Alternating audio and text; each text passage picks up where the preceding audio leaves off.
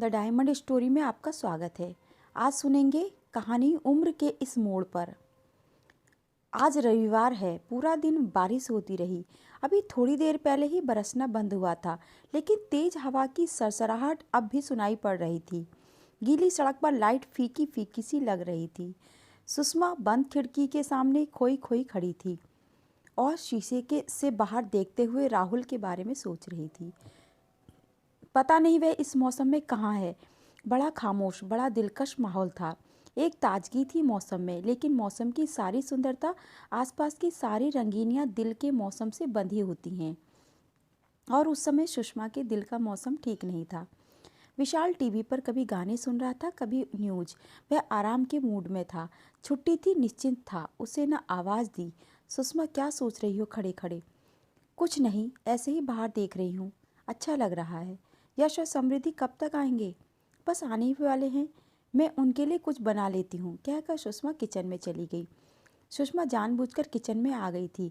विशाल की नज़रों का सामना करने की उसमें इस समय हिम्मत नहीं थी। उसकी नज़रों में इस समय बस राहुल के इंतजार की बेचैनी थी। सुषमा और विशाल के विवाह को 20 वर्ष हो गए थे।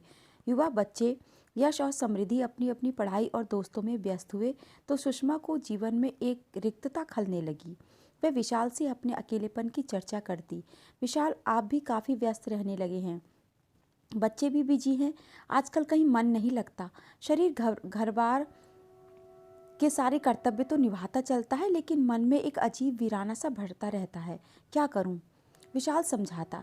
समझ रहा हूँ तुम्हारी बात, लेकिन पद के साथ साथ जिम्मेदारियां भी बढ़ती जा रही हैं। तुम भी किसी शौक में अपना मन लगाओ ना। मुझे बहुत अकेलापन महसूस होता है। मन करता है कोई मेरी बात सुने, मेरे साथ कुछ समय बिताए। तुम तीनों तो अपनी दुनिया में ही खोए रहते हो। सुषमा, इसमें अकेलेपन की क्या बात है? यह तो तुम्हारे हाथ में ही है। तुम अपनी सोच को जैसे मर्जी जिधर ले जाओ। अकेलापन देखो तो कहाँ नहीं है।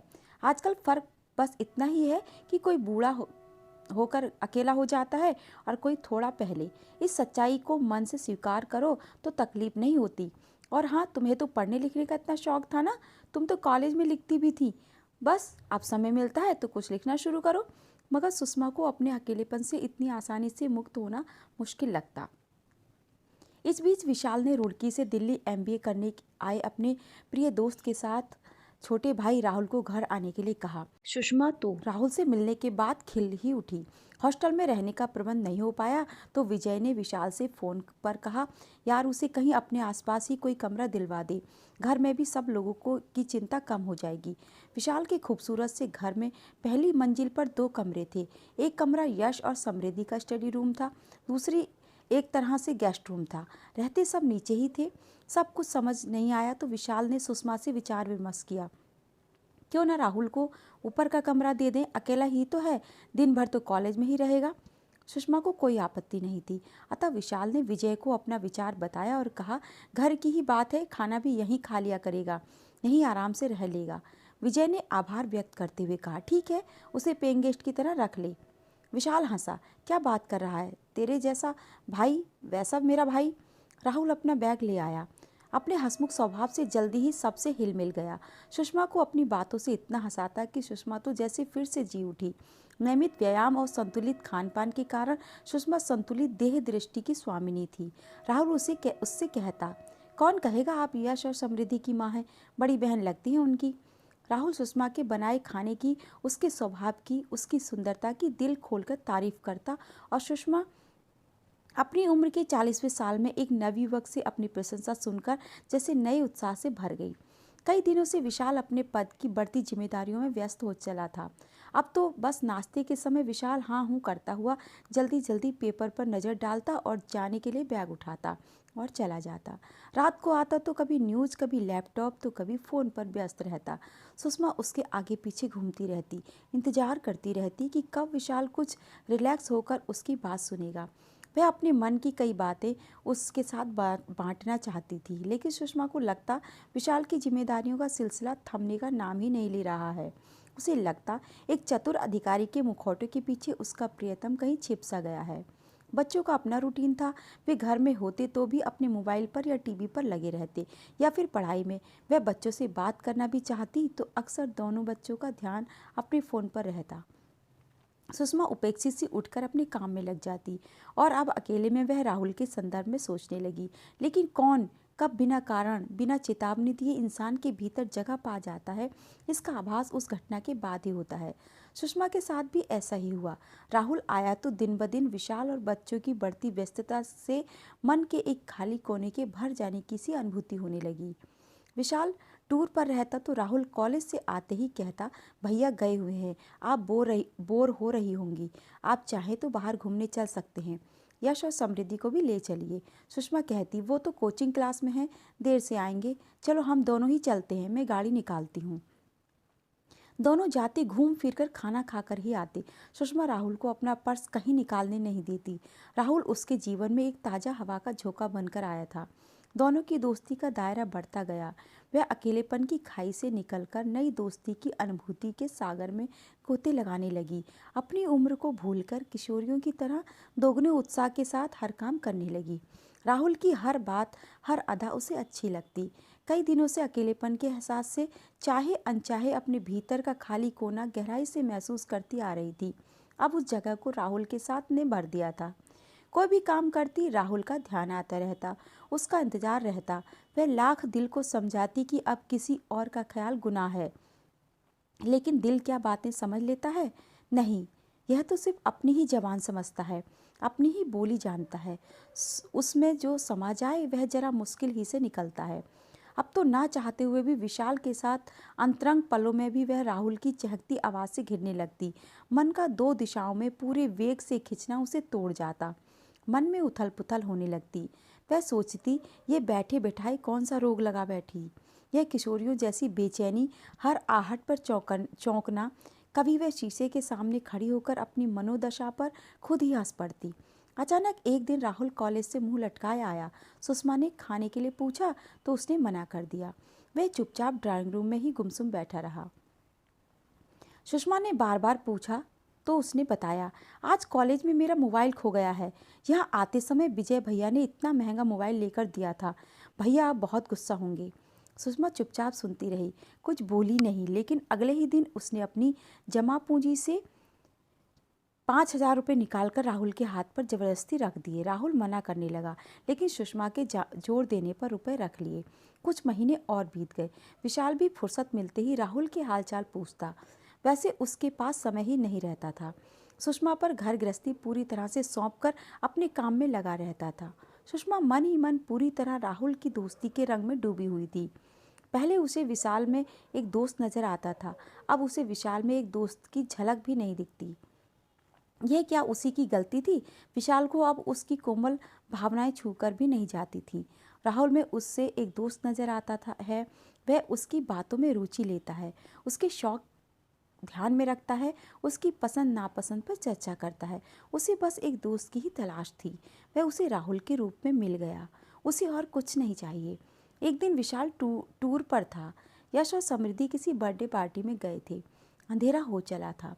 राहुल भी अभी तक नहीं आया था। सुषमा लॉन में टहल रही थी। राहुल आया, नीचे सिर किए हुए मुंह लटकाए ऊपर अपने कमरे में चला गया। सुषमा को देखकर भी रुका नहीं तो सुषमा को फिर उसकी फिक्र हुई। वह उसके पीछे पीछे ऊपर गई। जब से राहुल आया था वह कभी उसके रूम में नहीं जाती थी। मेड ही सुबह सफाई कर आती थी। उसे न जाकर देखा, राहुल आंखों पर हाथ रखकर लेटा है। सुषमा ने पूछा, क्या हो गया, तबीयत तो ठीक है?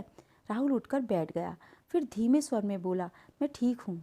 तो रोनी सूरत क्यों बनाई हुई है? भैया ने बाइक के पैसे भेजे थे। मेरे दोस्त उमेश की बहन की शादी है, उसे ज़रूरत नहीं पड़ी तो मैंने उसे सारे रुपए दे दिए। अब भैया बाइक के बारे में पूछेंगे तो क्या कहूँगा? कुछ समझ नहीं आ रहा है। वही उमेश याद है ना आपको? यह एक बार आया था और मैंने उसे आपसे मिलवाया भी था। हाँ हाँ, याद आया। सुषमा को वह लड़का याद आ गया जो उसे पहली नज़र में ही कुछ जचा नहीं था। बोली, अब क्या करोगे? क्या कर सकता हूँ? भैया को तो यही लगेगा कि मैं यहाँ आवारागर्दी कर रहा हूँ। वे तो यही कहेंगे कि सब छोड़कर वापस आ जाओ, यहीं पढ़ो। राहुल के जाने का ख्याल ही सुषमा को सिहरा गया। फिर वही अकेलापन होगा, वही बोरियत। अंत में बोली, मैं तुम्हें रुपए दे दूंगी। अरे नहीं नहीं, यह कोई छोटी रकम नहीं है। कोई बात नहीं, मेरे पास बच्चों की कोचिंग की फीस रखी है, मैं तुम्हें दे दूंगी।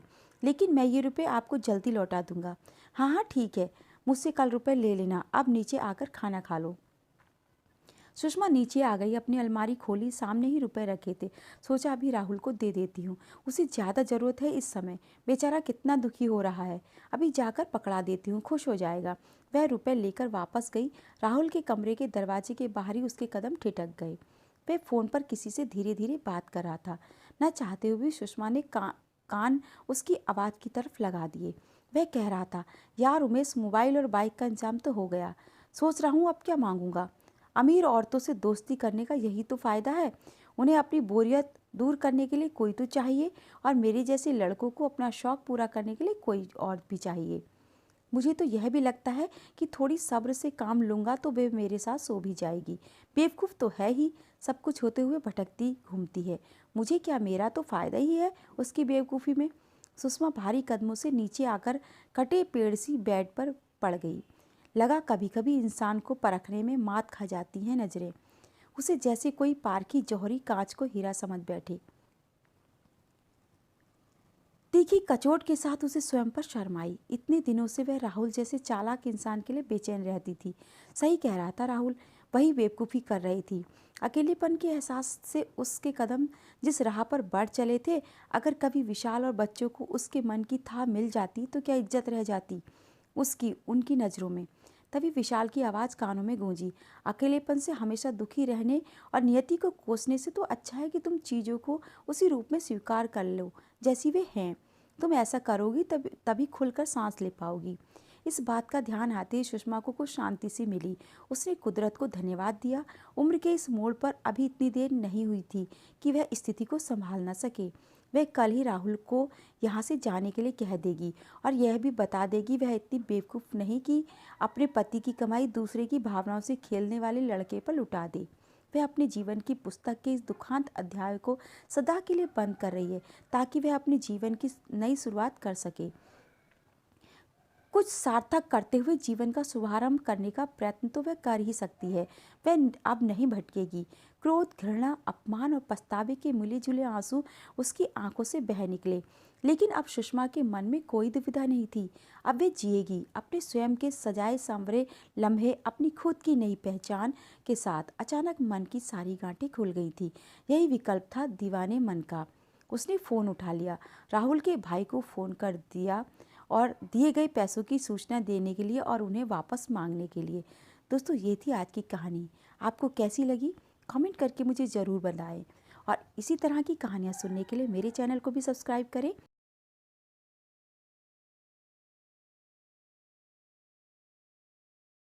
कहानी सुनने के लिए आपका बहुत बहुत धन्यवाद।